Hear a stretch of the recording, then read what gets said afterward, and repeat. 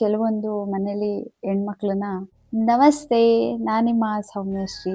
ದೇವರು ಕೆಲವೊಂದು ಮನೇಲಿ ಗಂಡು ಮಕ್ಳ ಥರ ಒಂದು ಶಕ್ತಿನ ಕೊಟ್ಬಿಟ್ಟಿರ್ತಾರೆ ಅನ್ಸುತ್ತೆ. ಎಲ್ಲವನ್ನು ನಿಭಾಯಿಸುವಂಥ ಶಕ್ತಿನ ಒಂದು ಗಂಡು ಮಕ್ಳಿಗೆ ಎಷ್ಟಿರುತ್ತೋ ಅಷ್ಟೇ ಹೆಣ್ಮಕ್ಳಿಗೂ ಕೂಡ ಇರುತ್ತೆ. ಯಾರೂ ಸಪೋರ್ಟ್ ಇಲ್ಲ ಅಂದಾಗ ದೇವರು ರಾಯರಿರ್ತಾರೆ ಸಪೋರ್ಟಾಗಿ. ಹಾಗೆ ನನ್ನ ಜೀವನದಲ್ಲೂ ಅಷ್ಟೇ, ನನಗೆ ರಾಯರು ಯಾವಾಗಲೂ ನಮ್ಮ ಜೊತೆ ಇರ್ತಾರೆ.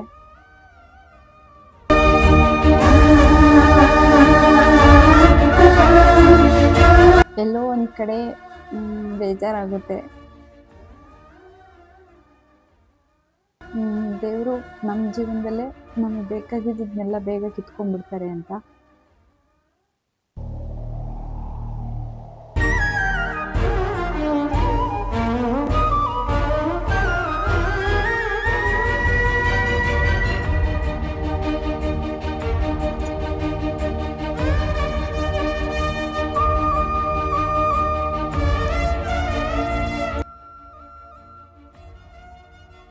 ನೋಡೋರ ಕಣ್ಣಿಗೆ ಎಲ್ಲರೂ ಚೆನ್ನಾಗೇ ಇರ್ತಾರೆ. ಅವ್ರಿಗೆ ಆದ ಒಂದು ಮನಸ್ಸಲ್ಲಿ ನೋವು ದುಃಖ ಅನ್ನೋದು ಇರುತ್ತೆ. ಕೆಲವರು ತೋರಿಸ್ಕೊತಾರೆ, ಕೆಲವರು ತೋರಿಸ್ಕೊಳ್ಳಲ್ಲ. ಹಾಗೆ ಒಂದೊಂದ್ಸಲ ಅನಿಸುತ್ತೆ, ಅಯ್ಯೋ ಏನಿದ್ರೇನು ಅಂತ ಒಂದೊಂದ್ಸಲ ಬೇಜಾರಾಗುತ್ತೆ. ಏನು ಬೇಜಾರಂದರೆ, ದೇವರು ಇಷ್ಟು ಎಲ್ಲ ರೀತಿಲೂ ನನಗೆ ಒಂಥರ ಪರೀಕ್ಷೆ ಥರ ಇಟ್ಬಿಟ್ಟಿದ್ದಾರೆ. ಎಲ್ಲೇ ಹೋದ್ರೂ ಒಂಥರ ಇಷ್ಟು ಚಿಕ್ಕ ವಯಸ್ಸಲ್ಲೇ ನಮ್ಮ ಮನೇಲಿ ನಮ್ಮ ತಂದೆ, ನಮ್ಮ ಅಣ್ಣ ಇವರು ಎಲ್ಲರೂ ಅವರು ತೀರೋದ್ರು. ಒಂದು ಬೇಜಾರು. ಒಂದೆರಡು ದಿನ ಒಂದು ಬೇಜಾರಿಗೆ ಅಲ್ಲಿ ಹೋಗೋಣ ಅಂದರು, ಅಲ್ಲೂ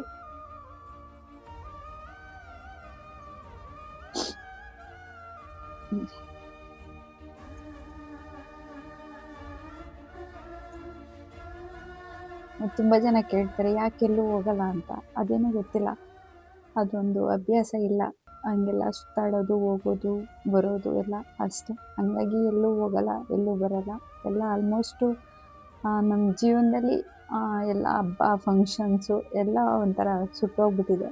ಯಾವುದೂ ಇಲ್ಲ. ನಮ್ಮ ಮನೇಲಿ ಗುರುವಾರ ಒಂದಷ್ಟೇ ನಮ್ಮ ಮನೇಲಿ ಪೂಜೆ ಅಂತ ನಾವು ಮಾಡೋದು. ಅದೊಂಥರ ಹಬ್ಬ. ನಮ್ಮ ಮನೇಲಿ ನಮಗೆ ಹಬ್ಬ ಅಂತ ಬಂದ್ರೂ ನಮ್ಗೆ ಖುಷಿ ಕೊಡಲ್ಲ. ನಮಗೆ ಹಬ್ಬ ಅನ್ನೋದು ಇಲ್ಲವೇ ಇಲ್ಲ. ನಮ್ಮ ಜೀವನದಲ್ಲಿ ಯಾವತ್ತೂ ಹಬ್ಬ ಅನ್ನೋದು ಹೊರಟೋಯ್ತು. ನಮ್ಮ ಜೀವನದಲ್ಲಿ ಹಬ್ಬ ಅನ್ನೋದೇನಿಲ್ಲ. ನಮಗೆ ಗುರುವಾರ ಪೂಜೆ ಅಷ್ಟೇ. ರಾಯರಿಗೆ ಭಕ್ತಿಯಿಂದ ಅವತ್ತಿನ ವಾರ ಗುರುವಾರ ದಿನ ಹೂವು ಎಲ್ಲ ಇಟ್ಟು ಅವತ್ತು ಕೊಡೋ ತೃಪ್ತಿ, ಅವತ್ತು ದಿನ ಕೊಡೋ ಸಮಾಧಾನ ಇನ್ಯಾವತ್ತಿಗೂ ನನಗೆ ಯಾವತ್ತೂ ಕೊಡೋದೇ ಇಲ್ಲ. ನಾವು ಆಲ್ಮೋಸ್ಟ್ ಹಬ್ಬ ಎಲ್ಲ ಆಚರಿಸೋದು, ಹಬ್ಬ ಬಂದರೆ ಖುಷಿ ಪಡೋದು ಪ್ರಮಾಣವಾಗಲೇ ಹೇಳ್ತೀವಿ. ಆ ಥರ ಇಲ್ಲವೇ ಇಲ್ಲ. ದಿನ ಪೂಜೆ ಮಾಡಬೇಕಷ್ಟೇ ಮಾಡ್ತೀವಿ. ಆದರೂ ನಮಗೆ ಗುರುವಾರ ಅಂದರೆ ಒಂಥರ ವಿಶೇಷ. ಗುರುವಾರ ನಾನು ಮಿಸ್ ಮಾಡೋದೇ ಇಲ್ಲ, ಮಾಡ್ತೀನಿ. ತುಂಬ ಜನ ಕೇಳ್ತಾ ಇದ್ರಿ ಮನೆದು ಏನಾಯಿತು ಅಂತ. ಮನೆದು ಆಯಿತು, ರಾಯರಿದ್ದಾರೆ. ನಾವು ಖಾಲಿ ಮಾಡಬೇಕು ಅಂತ ಅಂದ್ಬಿಟ್ಟು ಬೇರೆ ಕಡೆ ಎಲ್ಲ ಮನೆಯೆಲ್ಲ ತುಂಬ ಹುಡ್ಕಿದ್ವಿ. ನಮಗೆ ಎಲ್ಲೂ ಅಡ್ಜಸ್ಟಬಲ್ ಆಗಿಲ್ಲ.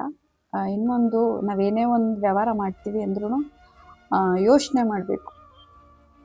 ತುಂಬ ತುಂಬ ತುಂಬ ಯೋಚನೆ ಮಾಡಬೇಕು. ನಮ್ಮ ಕೈಲಿ ಶಕ್ತಿ ಇದೆಯಾ ಅಂತ ನಾವು ಯೋಚನೆ ಮಾಡಬೇಕು. ಇವಾಗ ನಮ್ಮ ಕೈಗೆ ಒಂದು ಹಗ್ಗ ಏನೋ ಕೊಡ್ತಾರೆ ಇಟ್ಕೊಳ್ಳಿ ಅಂತ, ಅದು ಇಟ್ಕೊಳ್ಳೋ ಅಷ್ಟು ನಾವು ಇಟ್ಕೋತೀವಿ. ಅದಕ್ಕೆ ಒಂದು ಸಪೋರ್ಟ್ ಇರಬೇಕು. ಇವಾಗ ನಾನು ಇಟ್ಕೊಂಡಿರ್ತೀನಿ, ನನಗೆ ಸಪೋರ್ಟ್ ಅಂತ ಯಾರೂ ಇಲ್ಲ. ನಮ್ಮ ಸಪೋರ್ಟು ನಾವು ಕೈ ಬಿಟ್ಟಾಗ ಏನಾಗ್ಬಿಡುತ್ತೆ, ಕೆಳಗಡೆ ಬಿದ್ದೋಗ್ಬಿಡುತ್ತೆ. ಹಾಗೆ ನಾವೇನಾದರೂ ಒಂದು ವ್ಯವಹಾರ ಮಾಡ್ತೀವಿ ಅಂದರೆ ತುಂಬ ಯೋಚನೆ ಮಾಡ್ಕೊಂಡು ಮಾಡಬೇಕು. ನಾನು ಹಾಗಾಗಿ ಸ್ವಲ್ಪ ಯೋಚನೆ ಮಾಡ್ತೀನಿ. ವ್ಯವಹಾರ ಅಂತ ಅಂದರೆ ಯಾರೋ ಬೇರೆಯವ್ರನ್ನ ಮೆಚ್ಚಿಸ್ಬೇಕು, ಬೇರೆಯವರು ಯಾರೋ ಏನೋ ಮಾಡ್ತಿದ್ದಾರೆ ನಾನು ಮಾಡಬೇಕು, ಅದೆಲ್ಲ ಏನೂ ಇಲ್ಲ. ನನಗೆ ಹೇಳಲ್ವಾ, ಸಪೋರ್ಟ್ ಅಂತ ಇರಬೇಕು. ಈ ಕಡೆ ತಂದೆ ಮನೆ ಕಡೆ ಇದ್ದಾರೆ, ಒಂದು ಸ್ವಲ್ಪ ಅಲ್ಲಿ ಏನೋ ನನಗಾಗುತ್ತೆ ಅಂದರೆ ಅಲ್ಲಿ ಸಪೋರ್ಟ್ ಸಿಗಬೇಕು. ಯಾರೂ ಇಲ್ಲ, ಯಾವ ಕಡೆನೂ ಇಲ್ಲ ಅಂದಾಗ ನಮಗೆ ನಾವೇ ಸಪೋರ್ಟು, ನಮಗೆ ನಾವೇ ಅಂದಾಗ ನಮಗೆ ರಾಯರಿದ್ದಾರೆ, ದೇವರಿದ್ದಾರೆ. ಹಾಗಾಗಿ ನಾವು ಸ್ವಲ್ಪ ಹುಷಾರಾಗಿ ಜೀವನ ಮಾಡ್ಕೊಂಡು ಹೋಗಬೇಕು. ನನಗೆ ಸ್ವಲ್ಪ ಜೀವನ ಅಂದರೆ ತುಂಬ, ತುಂಬ, ತುಂಬ ಭಯ. ಒಂದೊಂದು ಇಂಚು ನಾನು ಭಯ ಬೀಳ್ತೀನಿ. ಯಾಕೆ ಭಯ ಬೀಳ್ತೀನಿ ಅಂದರೆ, ನಾವು ಕೆಳಗಡೆ ಬಿದ್ದಾಗ ನಮ್ಮನ್ನ ಮೇಲೆತ್ತೋರು ರಾಯರು ಬಿಟ್ಟರೆ ನಮ್ಗ್ಯಾರೂ ಇಲ್ಲ. ಹಾಗಾಗಿ ಸ್ವಲ್ಪ ಜೀವನದ ಬಗ್ಗೆ ತುಂಬ, ತುಂಬ ಯೋಚನೆ ಮಾಡ್ತೀನಿ. ಮನೆ ತಗೊಳ್ಳೋದು ತುಂಬ ದೊಡ್ಡ ವಿಷಯ ಅಲ್ಲ. ಆದ್ರೆ ಅದನ್ನ ಕಂಟಿನ್ಯೂ ಆಗಿ ನಾವು ಇಷ್ಟು ವರ್ಷ ಅಂತ ಲೋನ್ ಇರುತ್ತೆ, ಅಷ್ಟು ವರ್ಷ ನಾವು ಲೋನ್ ಕಟ್ಟಬೇಕು. ಆ ಲೋನ್ ಕಟ್ಟಬೇಕು ಅಂದಾಗ ನಮ್ಗೆ ಯಾರೋ ಒಬ್ರು ಸಪೋರ್ಟ್ ಇದ್ದಾರೆ, ನಾವು ಮಾಡ್ಬೋದು ಅಂತ ಅಂದ್ಕೊಂಡ್ರೆ ಓಕೆ. ನಮಗೆ ಸಪೋರ್ಟ್ ಇಲ್ಲದೇನೆ ನಾವು ಮಾಡಿ ನಾಳೆ ದಿನ ಯಾರನ್ನೋ ಮೆಚ್ಚೋಕ್ಕೋಸ್ಕರ ನಾವೇನೋ ಮಾಡಿ ನಾವು ಕೆಳಗಡೆ ಬಿದ್ದಾಗ ನಮ್ಮನ್ನ ಎತ್ತೋರು ಯಾರೂ ಇಲ್ಲ. ಇನ್ನೊಂದು ತುಂಬಾ ಕಮಿಟ್ಮೆಂಟ್ಸು ಆದಾಗ ನೆಮ್ಮದಿ ಸಿಗಲ್ಲ. ನಾವು ತುಂಬಾ ಕಮಿಟ್ಮೆಂಟ್ ಮಾಡ್ಕೊಂಡು ದೊಡ್ಡ ಬಂಗ್ಲೆ ಕಟ್ಟಿದ್ರು ಕೂಡ ನಾವು ಆ ಮನೇಲಿ ಇರಕ್ಕಾಗಲ್ಲ. ಈ ಮನೇಲಿ ನಾವು ಬಾಡಿಗೆ ಕಟ್ಕೊಂಡೇ ನಾವು ಜೀವನ ಮಾಡಿದ್ರುನು ನೆಮ್ಮದಿಯಾಗಿದ್ದೀವಿ. ಅದೇ ನಾವು ಒಂದು ಮನೆ ಅಂತ ಹೋದಾಗ ಸಿಕ್ಕಾಪಟ್ಟೆ ಕಮಿಟ್ಮೆಂಟ್ಸು, ಲೋನ್ಗಳಿರುತ್ತೆ, ನಮ್ಮದೇ ಆದ ಬೇರೆ ಬೇರೆ ಇರುತ್ತೆ. ಯಾವಾಗಲೂ ಕೈ ಹಿಂಗೆ ನಡೆಯುತ್ತೆ ಅಂತ ಹೇಳಕ್ಕಾಗಲ್ಲ. ಯಾಕೆಂದರೆ ನಮ್ಮದೇನೋ ಒಂದು ಗೌರ್ಮೆಂಟ್ ಜಾಬ್ ಇದೆ, ಓಕೆ ಅಂದರೆ ಓಕೆ. ಈಗ ಹಿಂಗೆ ನಡೆಯುತ್ತೆ, ಬಿಸ್ನೆಸ್ ಹಿಂಗೆ ಆಗುತ್ತೆ, ಸಾರಿ ಬಿಸ್ನೆಸ್ ಹಿಂಗೆ ನಡೆಯುತ್ತೆ, ನನ್ನ ಕೈಲಿ ಇವಾಗ ಬಿಸ್ನೆಸ್ ಇದೆ, ನಾನು ಮಾಡ್ಬೋದು ಅಂತ ಅಂದ್ಕೊಂಡು ಅದನ್ನು ತೊಗೊಂಡು ದೊಡ್ಡ ನಿರ್ಧಾರ ಮಾಡೋದು. ಕೆಲವ್ರು ಹೇಳ್ತಾರೆ ಮಾಡ್ಬೋದಾಗಿತ್ತು, ಏನಿಲ್ಲ ಅಂತ. ಆದರೆ ಅಷ್ಟೊಂದು ದೊಡ್ಡ ಸಾಹಸಕ್ಕೆ ನಾನು ಯಾವತ್ತೂ ಕೈ ಹಾಕಲ್ಲ. ನನಗೇನಂದರೆ ಬೇರೆಯವ್ರಿಗೆ ತೊಂದರೆ ಕೊಡೋದೇ ಆಗಲಿ, ಬೇರೆಯವ್ರ ಮೇಲೆ ಡಿಪೆಂಡ್ ಆಗೋದೇ ಆಗಲಿ, ಈ ಥರ ಒಂದು ಲೈಫ್ ನನಗೆ ನಿಜವಾಗ್ಲೂ ಇಷ್ಟ ಇಲ್ಲ. ಯಾವುದನ್ನು ನಾನು ಎಕ್ಸ್ಪೆಕ್ಟೇಷನ್ ಅನ್ನೋದು ಇಟ್ಕೊಳ್ಳೋದೇ ಇಲ್ಲ. ನನ್ನ ಜೀವನದಲ್ಲಿ ಎಕ್ಸ್ಪೆಕ್ಟೇಷನ್ ಇಟ್ಕೊಂಡಿದ್ದು ಯಾವುದೂ ನನಗೆ ಸಕ್ಸಸ್ ಆಗಿಲ್ಲ. ಹಾಗಾಗಿ ಈ ಎಕ್ಸ್ಪೆಕ್ಟೇಷನ್ ಅನ್ನೋದು ಅದು ನಾನು ಇಡೋದೇ ಇಲ್ಲ. ನನ್ನ ನಂಬಿಕೆ ಏನೇ ಇದ್ರೂ ದೇವ್ರ ಮೇಲೆ ಅಷ್ಟೆ. ದೇವ್ರ ಮೇಲೆ, ರಾಯರ ಮೇಲೆ ನಂಬಿಕೆ ಇಟ್ಟಿದ್ದೀನಿ, ಅವ್ರನ್ನ ನಂಬಿದ್ದೀನಿ, ತುಂಬ ನಂಬಿದ್ದೀನಿ ಅವ್ರನ್ನ. ಹಂಗಾಗಿ ನಾನು ಬೇರೆ ಯಾರ ಮೇಲೂ ಎಕ್ಸ್ಪೆಕ್ಟೇಷನ್ ಇಟ್ಕೊಳ್ಳಲ್ಲ, ಏನಿಲ್ಲ. ನಾನಾಯಿತು, ನನ್ನ ಕತೆ ಆಯಿತು ಅಷ್ಟೇ. ಹಾಗಾಗಿ ಮನೆ ವಿಷಯ ಬಂದರೆ ತುಂಬ ಒಂದು ರೌಂಡ್ ಕೂತ್ಕೊಂಡು ಯೋಚನೆ ಮಾಡಿದ್ದೆ. ಯೋಚನೆ ಮಾಡಿದಾಗ ತುಂಬ ಬೇರೆ ಥರ ಎಲ್ಲ ಯೋಚನೆ ಬಂತು. ಅದಕ್ಕೋಸ್ಕರ ಬೇಡ ಅಂತ ಒಂದು ಡಿಸೈಡ್ ಮಾಡಿದೆ. ಮನೆ ತೊಗೊಳ್ಳೋದು, ಅದಕ್ಕೆ ದುಡ್ಡು ಅಂಬ್ರಿಸ್ಬೇಕು, ಲೋನ್ಗಳು ತೊಗೋಬೇಕು, ಲೋನ್ ತೊಗೋಬೇಕು. ಈ ಕಡೆ ಸಾಲ ಅಂತ ಬಂದಾಗ ಬೆಟ್ಟದಷ್ಟು ಕಷ್ಟ ಆಗಿಬಿಡುತ್ತೆ. ಹಾಗಾಗಿ ಒಂಟಿ ಜೀವ ಇರೋವರೆಗೂ ಎಷ್ಟು ದಿನ ಆಗುತ್ತೋ ಅಷ್ಟು ದಿನ ಕಳೆಯೋಣ ಅಷ್ಟೇ. ಎಷ್ಟು ದಿನ ಆಗುತ್ತೋ ಅಷ್ಟು ಹೋಗೋಣ. ಹಣೆ ಬರ ಅಂತ ಇರಬೇಕು, ಎಲ್ಲದಕ್ಕೂ ಒಂದು ಋಣ ಅಂತ ಇರುತ್ತೆ. ಆ ಋಣ ಇದ್ದರೆ ಮಾತ್ರ ಸಿಗೋದು ಅಷ್ಟೇ. ಅದೇ ಫಸ್ಟ್ ಹೇಳ್ತಾರಲ್ಲ, ಹೆಣ್ಣು ಹೊನ್ನು ಮಣ್ಣು ಅಂತಾರಲ್ಲ, ಹಾಗೆ ನಮಗೆ ಯಾವುದೇ ಒಂದು ಲೈಫಲ್ಲಿ ನಮ್ಗೆ ಏನೇ ಸಿಗಬೇಕು ಅಂದ್ರೂ ನಮ್ಗೆ ಅದೆಲ್ಲ ಅದೃಷ್ಟ ಇರಬೇಕು, ಲಕ್ ಇರಬೇಕು. ಆ ಲಕ್ಕು ಇರಬೇಕು ಅಂತ ಅಂದರೆ ನಾವು ಅದನ್ನು ಸಾಲ ಮಾಡ್ಕೊಂಡು ಟೆನ್ಷನ್ ಮಾಡ್ಕೊಂಡು ಜೀವನ ಮಾಡ್ಕೊಂಡು ಅದೆಲ್ಲ ತೊಗೊಳಕ್ಕಾಗಲ್ಲ. ನನಗೆ ಫಸ್ಟೇ ಭಯ, ದುಡ್ಡು, ಸಾಲ ಅಂದರೆ ತುಂಬಾ ಭಯ. ವ್ಯವಹಾರ ಅಂದರೆ ನಂದು ನೀಟಾಗಿರುತ್ತೆ. ಯಾವುದೇ ವ್ಯವಹಾರ ಆಗ್ಬೋದು, ಕೊಡಬೇಕಾ ಕೊಟ್ಬಿಡ್ಬೇಕು, ಬೇಡವಾ ಬೇಡ ಅಷ್ಟೇ. ಹಾಗಾಗಿ ನಾನು ಸ್ವಲ್ಪ ಮನೆ ವಿಷಯದಲ್ಲಿ ಹಿಂದೇಟ್ ಹಾಕ್ದೆ. ನನ್ನ ಮಗಳು ನನಗೆ ಧೈರ್ಯ ಕೊಟ್ಟಳು, ತೊಗೊಳ್ಳೋಣ ಮಮ್ಮಿ ಅಂತ. ಇಲ್ಲ ಬೇಡ ನನಗೆ, ಯಾಕೆಂದರೆ ಅವರು ಮದುವೆ ಮಾಡ್ಕೊಂಡು ಹೋಗುವಂಥವ್ರು. ನಾಳೆ ದಿನ ಅವ್ರಿಗೆ ಮದುವೆ ಆದಮೇಲೆ ಅವ್ರ ಮನೇಲಿ ಕೆಲ್ಸಕ್ಕೆ ಕಳಿಸ್ತಾರೋ ಇಲ್ವೋ ಅಲ್ವಾ, ಅಂಥದ್ದು ಅದನ್ನೆಲ್ಲ ನಾವು ಯೋಚನೆ ಮಾಡಬೇಕು. ಯಾಕೆಂದರೆ ಈಗ ಹುಡ್ಗಿಗೆ ನಾನು ಜಾಸ್ತಿ ಭಾರವಾಗಿ ಕುತ್ಕೊಂಡ್ಬಿಟ್ರೆ ನಾಳೆ ದಿನ ಅವಳಿಗೆ ಪಾಪ ಪ್ರಾಬ್ಲಮ್ ಆಗುತ್ತೆ. ಅದಕ್ಕೆ ಮುಂದೆದೆಲ್ಲ ಯೋಚನೆ ಮಾಡಿದೆ. ಈ ಉಸಿರು ಇರೋವರೆಗೂ ಎಲ್ಲಿವರೆಗಿರುತ್ತೆ ಅಲ್ಲಿವರೆಗೆ ಜೀವನ ನಡೆಸ್ತಾ ಇರೋಣ.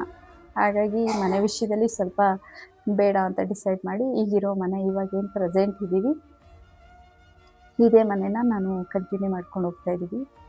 ಇದಕ್ಕೆ ಮಾಮೂಲಿ ಮಾತಾಡಿದ್ವಿ. ರಾಯರು ಇದ್ದಾರಲ್ವ, ಯಾವುದೋ ರೂಪದಲ್ಲಿ ದಾರಿ ಕೊಡ್ತಾರೆ.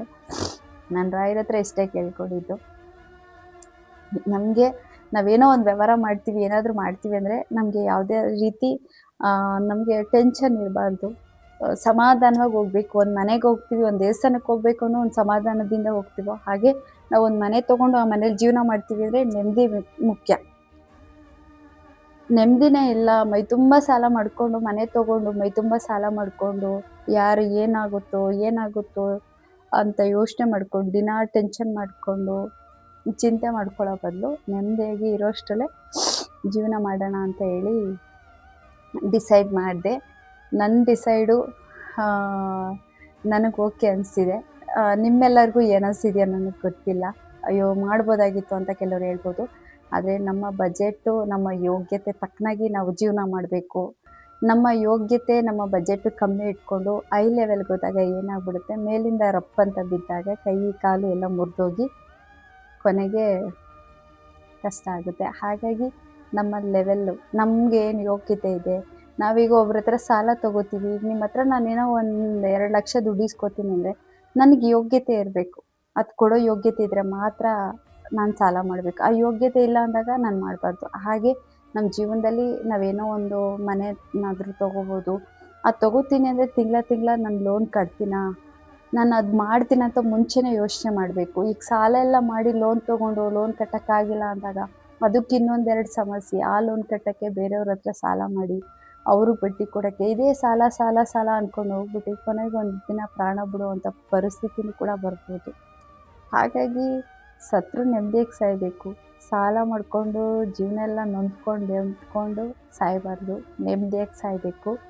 ಹಾಗಾಗಿ ನಾನು ಅದನ್ನು ಕ್ಯಾನ್ಸಲ್ ಮಾಡಿಕೊಂಡೆ. ಯಾಕೆಂದರೆ ಈ ಒಂದು ಕೈಯಲ್ಲಿ ಏನೂ ಮಾಡೋಕ್ಕಾಗಲ್ಲ. 2 ಕೈ ಇರಬೇಕು. ಒಂದು ಕೈಯಲ್ಲಿ ಯಾವತ್ತೂ ಚಪ್ಪಾಳೆ ತಟ್ಟಕ್ಕಾಗಲ್ಲ. ಇವಾಗ ನಾನು ಧೈರ್ಯ ಮಾಡಿ ಏನೋ ಮಾಡ್ಬೋದು. ಆದರೆ ಹೀಗೆ ಇರುತ್ತೆ, ಹಿಂಗೆ ನಡೆಯುತ್ತೆ ಅಂತ ನಾನು ಹೇಳಲ್ಲ. ನನಗೇನಾದರೂ ಆ ಥರ ಒಂದು ಪರಿಸ್ಥಿತಿ ಬಂದು ನಾನೆಲ್ಲ ಮಾಡಿರ್ತೀನಿ, ಸಾಲ ಗೀಲ ಮಾಡಿ ಏನೋ ಒಂದು ಮಾಡ್ಕೊತೀವಿ. ಕೊನೆಗೊಂದು ದಿನ ಯಾರಾದರೂ ಏನಾರ ಅಂದ್ಬಿಟ್ರು ಅಂದರೆ ಸಾಕು, ಇಲ್ಲಿಗೆ ನಾಟ್ಬಿಡುತ್ತೆ.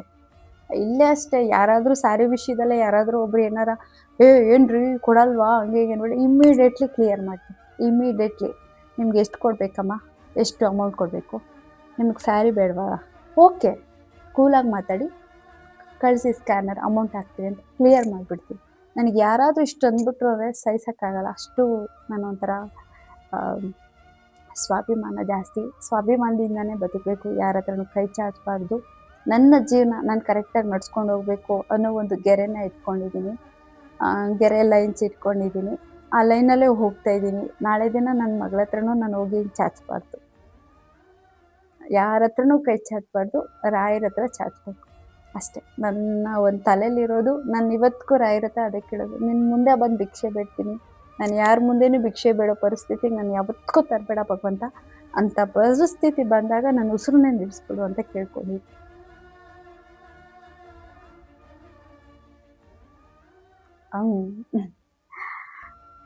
ಏನಂದರೆ ಒಂದು ಕಾಲದಲ್ಲಿ ಎಲ್ಲ ಕಷ್ಟಪಟ್ಟೆ, ಎಲ್ಲ ಮಾಡಿದೆ. ಆದರೆ ₹1 ನಮ್ಮದು ಅಂತ ನಾವಿವತ್ತು ನಮಗೆ ಒಂದು ಮನೆ ತೊಗೋಬೇಕು, ನಮಗೆ ನಾವೇನೋ ಮಾಡ್ಕೋಬೇಕು ಅಂದರೆ ನಮ್ಮ ಕೈಲಾಗ್ತಿಲ್ಲ. ಅದೇ ಬೇರೆಯವ್ರ ವಿಷಯಕ್ಕೆ ಅಂದರೆ ಸಾಕು, ಭಗವಂತ ಕೊಡ್ತಾ ಇದ್ದ. ಬೇರೆಯವ್ರನ್ನ ಲೈಫ್ನ ಸಾಕೋಕ್ಕೆ, ಬೇರೆಯವ್ರಿಗೆ ಒಳ್ಳೇದು ಮಾಡೋಕ್ಕೆ ಭಗವಂತ ನನಗೆ ಕೊಟ್ಟ. ಆದರೆ ನನ್ನ ಲೈಫ್ಗೆ ನಾನೇನೋ ಮಾಡ್ಕೋಬೇಕು ಅಂದರೆ ನನಗೆ ಭಯ ಕೊಟ್ಬಿಟ್ಟ ಅಷ್ಟೇ. ಹಾಗಾಗಿ ಎಲ್ಲೂ ಹೋಗಲ್ಲ. ಇದೇ ಮನೆ ಕಂಟಿನ್ಯೂ ಮಾಡ್ತೀನಿ. ಇದೇ ಮನೆ.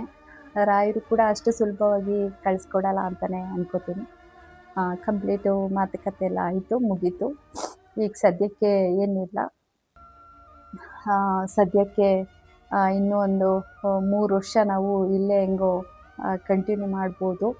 ಈಗ ಆಲ್ರೆಡಿ 9 ವರ್ಷ ಆಯ್ತು ಇಲ್ಲಿ ಬಂದು. 9, 10, 11, 12 ಇನ್ನೊಂದು 3 ವರ್ಷ ಆರಾಮಾಗಿ ಜೀವನ ಮಾಡ್ಬೋದು. ಸದ್ಯಕ್ಕೆ ಏನೂ ತೊಂದರೆ ಇಲ್ಲ. ನಾವು ಇರಲೇಬಾರ್ದು, ಖಾಲಿ ಮಾಡಬೇಕು ಅಂತ ಡಿಸೈಡ್ ಮಾಡಿದ್ವಿ. ಬಟ್ಟು ಏನೋ ಗೊತ್ತಿಲ್ಲ. ನಮಗಂತೂ ಎಲ್ಲ ಒಂದು ಕಡೆ ಈ ಮನೆಯಲ್ಲಿ ಇರಲೇಬೇಕು ಅನ್ನೋ ಒಂದು ಆಸೆ ತುಂಬ ಇತ್ತು. ಹಾಗಾಗಿ ರಾಯರು ನಮ್ಮ ಕಷ್ಟಗಳು, ನಮ್ಮ ಪರಿಸ್ಥಿತಿಗಳು ನೋಡಿ ಅವರು ಇದೇ ಮನೇಲಿ ಉಳ್ಕೊಳ್ಳೋ ಥರ ಮಾಡಿಕೊಟ್ರು ಅಷ್ಟೇ. ನಿಮ್ಮೆಲ್ಲರ ಆಶೀರ್ವಾದ, ಪ್ರೀತಿ.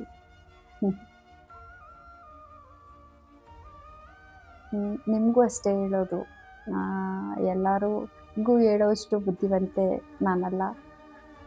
ಆದಷ್ಟು ಜೀವನನ ಮಾಡಬೇಕಾದ್ರೆ ಸಮಾಧಾನದಿಂದ ನಾವು ಮಾಡಬೇಕು. ನೋವು, ದುಃಖ, ಟೆನ್ಷನ್ ಇಟ್ಕೊಂಡು ನಾವು ಮಾಡಬಾರ್ದು. ತುಂಬ ಲೈಫಲ್ಲಿ ನಾವು 3 ತಲೆಯಲ್ಲಿ ಇಟ್ಕೋಬೇಕು. ಒಂದು ಸಾಲ ಮಾಡಬಾರ್ದು, ಇನ್ನೊಂದು ಆರೋಗ್ಯನ ಕೆಡಿಸ್ಕೋಬಾರ್ದು, ಇನ್ನೊಂದು ನೆಮ್ಮದಿ ಇಲ್ಲದೆ ಇರೋಂಥ ಜೀವನನ ಯಾವತ್ತಿಗೂ ಮಾಡಬಾರ್ದು. ಆರೋಗ್ಯ ಚೆನ್ನಾಗಿರಬೇಕು. ಸಾಲ ಅಂತೂ ಮಾಡಲೇಬಾರ್ದು. ಯಾರೋ ಕೊಡ್ತಾರಪ್ಪ 10%, 20% ಕೊಡ್ತಾ ಇರ್ತಾರೆ, ನಾವು ಇಸ್ಕೊಂಡು ಮಾಡಬೇಕು ಅನ್ನೋ ಥರ ಮಾಡಬಾರ್ದು. ಯೋಚನೆ ಮಾಡಬೇಕು. ಯಾಕೆಂದರೆ ತಿಂಗಳಾಯ್ತಂದರೆ ಕರೆಕ್ಟಾಗಿ ಬಡ್ಡಿ ಬರ್ತಾನೆ ಇರುತ್ತೆ. ಅವರು ಕೊಡಬೇಕು, ಮಾಡಬೇಕು ಅಂದಾಗ. ಆವಾಗ ಒಂಥರ ನರಹಿಂಸೆ ಆಗುತ್ತೆ. ಯಾರಾದರೂ ಏನಾರು ಅಂದಾಗ ಎಷ್ಟು ನೋವಾಗುತ್ತೆ. ಹಾಗಾಗಿ ಆದಷ್ಟು ಈ ಸಾಲದಿಂದ ನೆಮ್ಮದಿ ಇಲ್ಲದೆ ಇರುವಂಥ ಜೀವನದಿಂದ ಮತ್ತು ಆರೋಗ್ಯ. ಆರೋಗ್ಯನ ಚೆನ್ನಾಗಿ ನೋಡ್ಕೊಳ್ಳಿ. ನೆಮ್ಮದಿ ಇಲ್ಲದೆ ಇರುವಂಥ ಜೀವನನ ಮಾಡಕ್ಕೆ ಹೋಗಬಾರ್ದು. ಮತ್ತು ಇನ್ನೊಂದು ಆ, ಸಾಲ ಮಾಡಬಾರ್ದು. ಏಕೆಂದರೆ ಸಾಲ ಮಾಡಿದ್ರೆ ಯಾವತ್ತೂ ಮನುಷ್ಯ ಅದರಂಥ ಒಂದು ಕಾಯಿಲೆ ಬೇರೆ ಯಾವುದೂ ಇಲ್ಲ. ಸಾಲ ತೀರ್ಸೋಕ್ಕಾಗದೆ ಮನಸೊಳಗೆ ಕೊರಗಿ ಕೊರಗಿ ಕೊರಗಿ ಕೊರಗಿ ಯೋಚನೆ ಮಾಡಿ ಎಷ್ಟು ಇದಾಗುತ್ತೆ ಅಂದರೆ ಲೈಫಲ್ಲಿ ಸಾಲ ಮಾತ್ರ ಮಾಡಬಾರ್ದು. ಈ ಒಂದು ಪಾಠನ ನನ್ನ ತಂದೆಯಿಂದ ಕಲ್ತ್ಕೊಂಡಿದ್ದೀನಿ.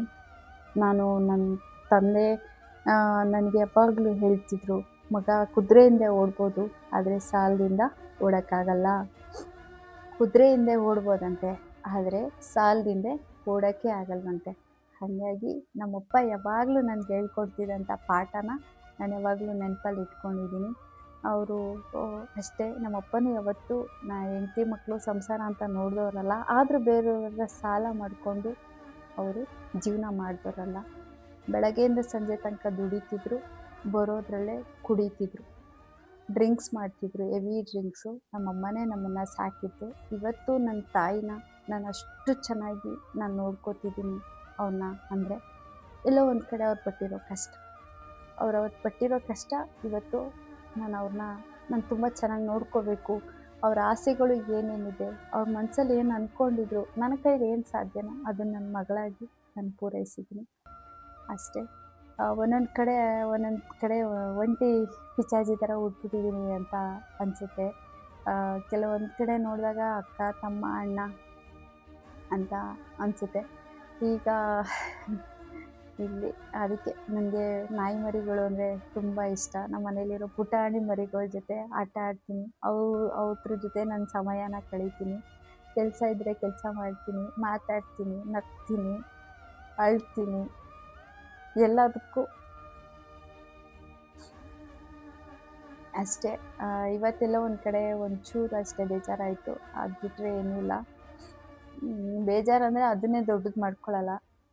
ಒಂದು ಸ್ವಲ್ಪ ಅಷ್ಟೇ, ಮನಸ್ಸಿಗೆ ಒಂದೊಂದು ಸಲ ನೋವಾಗ್ಬಿಡುತ್ತಲ್ಲ, ಅಷ್ಟು ಬಿಟ್ಟರೆ ಬೇರೆ ಏನೂ ಇಲ್ಲ. ಇಷ್ಟೇ ನಮ್ಮ ಜೀವನ. ನೋಡೋಣ. ಅಂತೂ ಇಂತೂ ಇದೇ ಮನೆ ಕನ್ಫರ್ಮ್ ಆಯಿತು. ಇದೇ ಮನೇಲೇ ನಮ್ಮ ಜರ್ನಿ ಇನ್ನೂ 3 ವರ್ಷ ನಡೆಯುತ್ತೆ. ನೋಡೋಣ, 3 ವರ್ಷ ಇರ್ತೀವ ಇರಲ್ವ ಅನ್ನೋದು ಗೊತ್ತಿಲ್ಲ. ರಾಯರ ಇಚ್ಛೆ. ನನಗೊಂದು ಆಸೆ ಏನಪ್ಪ ಅಂದರೆ, ರಾಯರಿಗೆ ಅಂತ ಒಂದು ದೇವ್ರ ಮನೆ, ಆ ದೇವ್ರ ಮನೆ ನಂದು ಅನ್ನೋ ಒಂದು ಮನೆಯಲ್ಲಿ ರಾಯರನ್ನ ಒಂದು ದೇವ್ರ ಮನೆ, ಅವ್ರಿಗೋಸ್ಕರನೇ ನನ್ನ ಡ್ರೀಮ್ ಇದೆ. ಈ ಥರನೇ ನಾನು ದೇವ್ರ ಮನೆ ಮಾಡಿಸ್ಬೇಕು ರಾಯರಿಗೆ ಅಂತ. ಹಾಗಾಗಿ ಅದೊಂದು ಡ್ರೀಮ್ ಇತ್ತಷ್ಟೇ. ನೋಡೋಣ, ಅನ್ಕೋತೀನಿ. ಅಂದರೆ ನಾನು ಯಾವತ್ತಿಗೂ ನೆಗೆಟಿವ್ ಆಗಿ ಯೋಚನೆ ಮಾಡಲ್ಲ. ಬಟ್ ಪಾಸಿಟಿವ್ ಆಗಿ ಒಂದಲ್ಲ ಒಂದು ದಿನ ನಾವು ಹೋಗ್ತೀವಿ ಸ್ವಂತ ಮನೆ. ನಾವು ತೊಗೊಳ್ತೀವಿ. ಅದು ಯಾವ ಥರ ಅಂದರೆ ಫುಲ್ ಕ್ಯಾಶ್, ₹1 ಸಾಲ ಇಲ್ಲದಂತೆ ಫುಲ್ ಕ್ಯಾಶ್ ಕೊಟ್ಟು ನಾವು ಒಂದೊಳ್ಳೆ ಮನೆಗೆ ಹೋಗ್ತೀವಿ ಅನ್ನೋದು ಭರವಸೆ, ನಂಬಿಕೆ ಇದೆ. ಅಲ್ಲಿವರೆಗೂ ಕಾಯಬೇಕು. ಯಾಕೆಂದರೆ ಕೆಲವೊಂದು ವಿಷಯದಲ್ಲಿ ನಾನು ಯಾವಾಗಲೂ ಪ್ರೇಯರ್ ಮಾಡ್ತಾಯಿದ್ದೆ. ತುಂಬ ವರ್ಷದಿಂದ ಮಾಡ್ತಿದ್ದೆ. ಆದರೆ ತುಂಬ ವರ್ಷದ್ದು ಒಂದು ದಿನ ಅದು ನೆರವೇರ್ತು ನಾನು ಅಂದ್ಕೊಂಡಂತೆ. ಹಾಗಾಗಿ ಆ ಒಂದು ನಂಬಿಕೆ ನನಗಿದೆ. ಅದಕ್ಕೋಸ್ಕರ ಅವಾಗವಾಗ ನಾನು ಪ್ರೇಯರ್ ಮಾಡ್ತಾಯಿರ್ತೀನಿ. ಸಾಲ ಇಲ್ಲದೆ ನಮ್ಮದೇ ಆದ ಒಂದು ಸ್ವಂತ ಗೂಡಿಗೆ ಹೋಗಬೇಕು, ಸ್ವಂತ ಮನೆಗೆ ಹೋಗಬೇಕು ಅಂತ ರಾಯರ ಹತ್ರ ಪ್ರಾರ್ಥನೆ ಮಾಡ್ತಾಯಿರ್ತೀನಿ ಅವಾಗವಾಗ. ಅದೊಂದು ಪಾಸಿಟಿವ್ ಅಷ್ಟೇ. ನೆಗೆಟಿವ್ ಆಗಿ ನಾವೇನು ಯೋಚನೆ ಮಾಡಬಾರ್ದು. ನೆಗೆಟಿವ್ ಆಗಿ ಅಂದರೆ ಇವಾಗ ಕೆಲವೊಂದು ಸಾಲ ಮಾಡ್ಕೊಂಡು ಹೋಗೋದು ಅದೆಲ್ಲ ಒಂದು ತಿಳುವಳಿಕೆ ಅಷ್ಟೇ. ನಾವು ಅದನ್ನೆಲ್ಲ ಯೋಚನೆ ಮಾಡಬೇಕು. ಇವಾಗ ನಾವೆಲ್ಲೋ ಹೋಗ್ಬಿಟ್ಟು ಅಲ್ಲಿ ಬದಿ ಇದೆ ಅಂತ ಗೊತ್ತಿದ್ದು ನಾವು ಹೋಗ್ಬಿಟ್ಟು ಆ ಬದಿ ಒಳಗಡೆ ಕಾಲಿಟ್ಟು ಆಮೇಲೆ ಕೆಸರಾಗೋಯ್ತಲ್ಲಪ್ಪ, ಕಾಲೆಲ್ಲ ಸ್ಮೆಲ್ ಹೊಡಿತಿದೆ ಅಂದ್ಬಿಟ್ಟು ಹೋಗ್ಬಿಟ್ಟು ನೀರು ಹಾಕಿ ತೊಳ್ಕೊಳ್ಳೋದಲ್ಲ. ಅಲ್ಲಿ ಕೆಸರಿದೆ ಅಂತ ನಮಗೆ ಗೊತ್ತಾದಾಗ ನಾವೇನು ಮಾಡಬೇಕು, ಹುಷಾರಾಗಿ ನೋಡಬೇಕು. ಹೆಂಗೆ ಹೋಗೋದು, ಕೆಸರನ್ನ ನಾವು ದಾಟಿ ಹೋಗ್ಬೋದಾ ಅಂತ ಯೋಚನೆ ಮಾಡಬೇಕು. ಇಲ್ಲ ನಾವೇನೂ ಯೋಚನೆ ಮಾಡ್ದೇ ಹೋಗ್ಬಿಟ್ಟು ಏಕಾಏಕಿ ಕೆಸರೊಳಗಡೆ ಕಾಲಿಟ್ಟಾಗ ನಮ್ಮ ಕಾಲೇ ಸ್ಮೆಲ್ ಬರೋದು. ಅದಕ್ಕೋಸ್ಕರ ಯಾವುದೇ ವಿಷಯ ಆಗ್ಬೋದು ತುಂಬ ಯೋಚನೆ ಮಾಡಿಕೊಂಡು ಡಿಸೈಡ್ ಮಾಡಬೇಕು. ಇಲ್ಲ ಅಂದರೆ ಕಷ್ಟ ಆಗಿಬಿಡುತ್ತೆ. ಎಲ್ಲದಕ್ಕೂ ಒಂದು ಸಪೋರ್ಟ್ ಅನ್ನೋದಿರಬೇಕು. ಸಪೋರ್ಟ್ ಇಲ್ಲ ಅಂದರೆ ಕಷ್ಟ ಆಗಿಬಿಡುತ್ತೆ. ಇವಾಗ ನಾವೇನೇ ಒಂದು ಮಾಡ್ತೀವಿ ಒಂದು ದೊಡ್ಡದಕ್ಕೆ ಕೈ ಹಾಕ್ತೀವಿ ಅಂದಾಗ ಒಂದು ಸಪೋರ್ಟಾಗಿ ಒಂದು ಸಪೋರ್ಟಿವ್ ಆಗಿ ಯಾರಾದರೂ ಇರಬೇಕು. ಆ ಸಪೋರ್ಟ್ ಯಾರೂ ಇಲ್ಲ ಅಂದಾಗ ನಮಗೆ ನಾವೇ ಇದ್ದಾಗ ನಾವು ಸ್ವಲ್ಪ ಯೋಚನೆ ಮಾಡಬೇಕು. ಇವಾಗ ನನ್ನ ಮಗಳಿದ್ದಾಳೆ ಓಕೆ. ನನಗೆ ಆ ಮಗಳಿಗೆ ಅವಳಿಗೆ ನಾನು ಭಾರ ಹೊರ್ಸೋಕ್ಕೆ ಅವಳ ಮೇಲೆ ನಾನು ಭಾರ ಆಗೋಕ್ಕೆ ನಾನು ಇಷ್ಟಪಡಲ್ಲ. ನನ್ನ ಭಾರ ನಾನೇ ಹೊರಬೇಕು. ಅಷ್ಟೇ ಇರೋವರೆಗೂ ನೆಮ್ಮದಿಯಾಗಿ ದೇವ್ರು ಕೊಟ್ಟಂತೆ ರಾಯರು ಏನು ಕೊಡ್ತಾರೆ ಅದ್ರಲ್ಲಿ ನಮ್ಮ ಜೀವನ ನಡೆಸ್ಕೊಂಡು ಹೋಗ್ತಾ ಇರ್ತೀನಿ. Thank you so much. ನನ್ನ ಬ್ಲಾಗ್ನ ತುಂಬ ಜನ ನೋಡ್ತೀರಾ. ಮತ್ತು ನಮ್ಮ ರಾಘವೇಂದ್ರ ಸರ್ ವಾಟ್ಸಪ್ ನಂಬರ್ಗೆ ಒಂದಷ್ಟು ನಿಮಗೆ ಗೊತ್ತಿರೋಷ್ಟು ವಿಷಯಗಳನ್ನ ಹೇಳ್ತೀರಾ. ಹಿಂಗೆ ಅಕ್ಕ ಹಿಂಗಿರಿ ಅಂತ. ಅಷ್ಟೇ, ಯಾರೂ ಇಲ್ಲದೆ ಇರೋರಿಗೆ ರಾಯರೇ ದಿಕ್ಕು. ನನ್ನ ಜೀವನದಲ್ಲಿ ನನಗೆ ಯಾರೂ ಇಲ್ಲ ಅಂದರೂ ರಾಯರಿದ್ದಾರೆ.